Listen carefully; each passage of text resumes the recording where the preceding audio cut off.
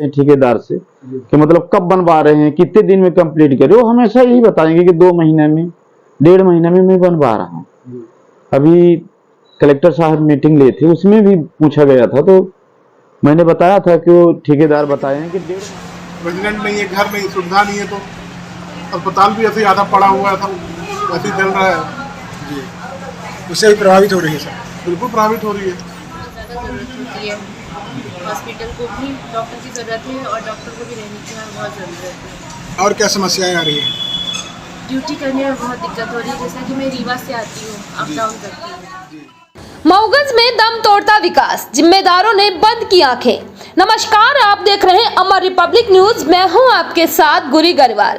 आज आप सबको एक बार फिर लेकर चलते हैं मध्य प्रदेश के कागजी जिला मऊगंज की ओर, जहां का विकास देखकर आज सबका विकास सबसे विश्वास ही उठ जाएगा।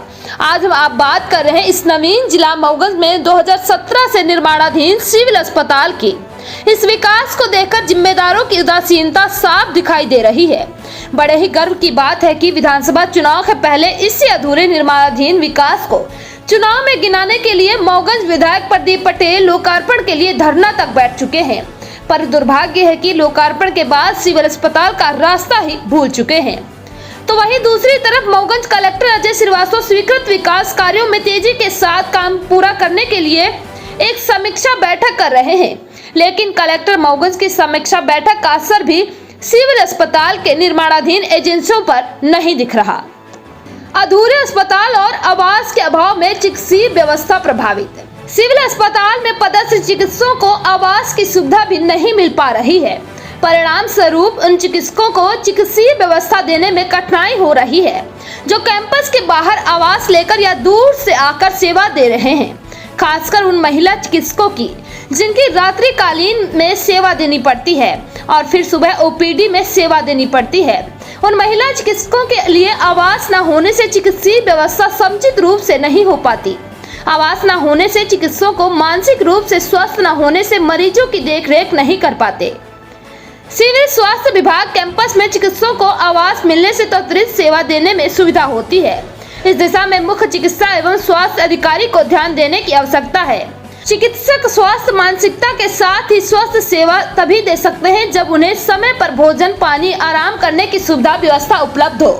अब आइए सिविल अस्पताल में पदस्थ चिकित्सकों से जानते हैं कि इस अनोखे विकास पर उनकी क्या प्रतिक्रिया है। सर, इस सिविल अस्पताल में जो है तो डॉक्टरों के लिए जो आवास बने हैं जी, कितने बन चुके हैं, कितने लोगों को भी मिला है, कितने लोगों को बाकी है? सही। अब जितने बने हैं वो अभी इनकम्प्लीट हैं, तो ठेकेदार द्वारा बनवाया जा रहा है और बढ़ तो गया है, लेकिन अभी रह नहीं रहे, केवल रेखा सिंगल पर रह रही है। क्या कमी है उनमें जो बने हैं? उसमें अभी फिटिंग कुछ कमी है, जैसे बिजली के है और टाइल्स लग गए हैं, बिजली के ही है। परेशानी क्या है सर, जो आवास नहीं मिलने से क्या क्या परेशानी आ रही है? परेशानी बहुत है। हमारी ओपीडी में बैठकर रीवा से आना पड़ता है उनको। डॉक्टर? हाँ, रीवा से आना पड़ता है, दूर से आते हैं। अगर वो बन जाए तो यहीं से वो करेंगे। 2017 से सब बन गए।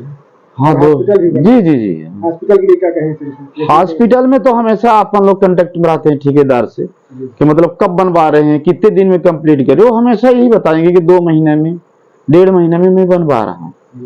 अभी कलेक्टर साहब मीटिंग ली थी, उसमें भी पूछा गया था, तो मैंने बताया था कि वो ठेकेदार बताए हैं कि 1.5 माह में बनवा लेंगे, लेकिन बन रहा है। कब की बात है, कितने महीने बीत गए? ये अभी 2 तारीख को हुई है मीटिंग।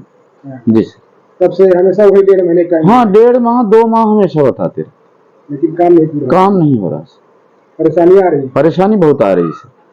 जी सर। अभी कितने बेड का संचालित है हॉस्पिटल? ये तो सर अब 50 का है सर, लेकिन अभी बनी नहीं बिल्डिंग, तो क्या बता। अभी कितने? 10 बेड केवल हमारे पास है, केवल 10 हैं, और भर्ती होते हैं सर इस समय 20, 25, 30, तो उनको 1 में 2 करना पड़ता है या फिर बेड करना पड़ता है। बहुत तो सर झगड़ना भी पड़ता है। अगर गर्मी है तो मरीजों की संख्या बढ़ जाती है सर, अब बढ़ रही।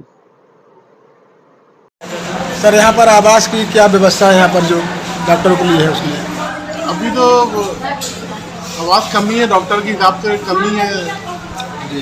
पुराने घर में तो मेरा ही घर है जी, और उसको मरम्मत कराया है मैंने, लेकिन उतना अपडेट तो नहीं हो रहा है, उतना ठीक तो नहीं है, लेकिन कुछ काम चल रहा है। लेकिन रेजिडेंट तो चाहिए, या डॉक्टर 24 आवर रहेगा कैंपस में, तो उसके लिए प्रॉपर तो चाहिए ही। अच्छा, जैसे डॉक्टर यहाँ नहीं रह पाते तो चिकित्सीय व्यवस्था भी प्रभावित होती है क्या? बिल्कुल, डॉक्टर को तो रहना ही है यहाँ पर, जो डॉक्टर ड्यूटी में है, ऑन कॉल है, रहना है, लेकिन रेजिडेंट नहीं है, घर नहीं, सुविधा नहीं है, तो अस्पताल भी ऐसे आधा पड़ा हुआ था, ऐसे ही चल रहा है। जी, उससे भी प्रभावित हो रही है सर। बिल्कुल प्रभावित हो रही है। क्या नाम हुआ आपका? डॉक्टर योगी श्रीवास्तव। यहाँ पर आवास की व्यवस्था है आप लोगों को रुकने के लिए? अभी तो कोई व्यवस्था नहीं है। एक जगह आवास मुझे अलॉटमेंट हुआ था, पर उसको निरस्त कर दिए। क्या परेशानी क्या आ रही है उससे? परेशानी ये आ रही है कि बोल रहे हैं कि मैं एलिजिबल नहीं हूँ, और यहाँ पे जो स्टाफ नर्स है उनको दे दी, जो कि परमानेंट अधिकारी है, पर मैं एक डॉक्टर हूँ और डॉक्टर को ज़्यादा ज़रूरत होती है। हॉस्पिटल को भी डॉक्टर की ज़रूरत है और डॉक्टर को भी रहने की यहाँ बहुत ज़रूरत है। और क्या समस्याएं आ रही हैं?